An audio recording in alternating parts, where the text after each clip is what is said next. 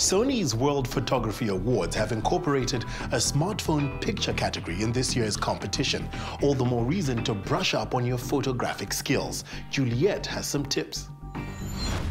Life is just a series of moments, and thanks to the ever-present smartphone, it can be documented to perfection. Smartphones have better cameras with every new version released, but a better camera doesn't necessarily mean better pictures. So we've compiled some tips so that you can take the perfect picture. It's not just about the selfie, we're going deeper, artier. So get ready for composition, expressive lighting, and a whole bunch of other artsy stuff. Our first tip is make sure the camera lens is clean.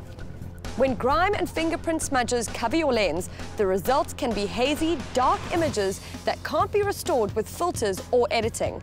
If you're serious about getting the best photos, you should swipe clean your lens once in a while, using a decent lens cloth and a bit of lens cleaning solution. Next, never zoom. Always get close. That's a good one. The latest smartphones sport great cameras, and your subject really begins to shine when you get a little closer. I would rather say if you can move closer to the object. If you zoom in too much, the photo can get pixelated and the quality gets very low. It can get so low that like you can't even, if you want to print a photo, you can't print it, it will be pixelated. In short, taking a photo without the use of zoom allows you to be flexible. The small sensor captures a wide depth of field, so you can get entire objects in focus. You also have more control of lighting your subject. On the subject of lighting, the flash is a no-no. Natural light is the best source, provided that you're not completely in the dark. You just have to find the best angle of lighting.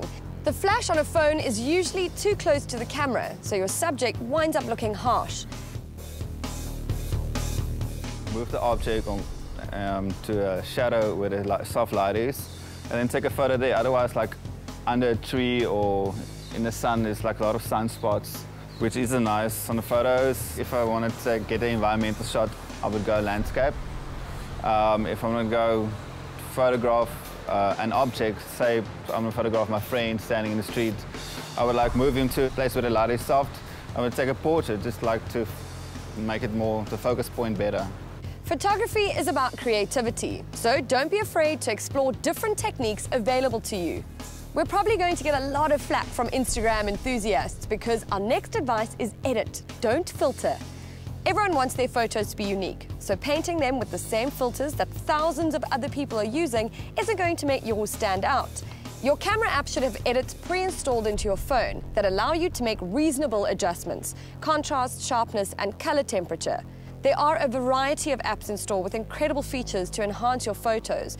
Just be sure to read the reviews before purchasing them. Say if you like use, for instance, Afterlight, there's so many things you can do now. There's different, you can change the whole color theme, and you can throw on textures, and yeah, the brightness contrast, obviously, the highlights of the photo, you can make the photo more, you can tweak the saturation, and to make the photo sharper or more blurry. Yeah, there's a lot that you can do and play with. It's almost like a mini Photoshop.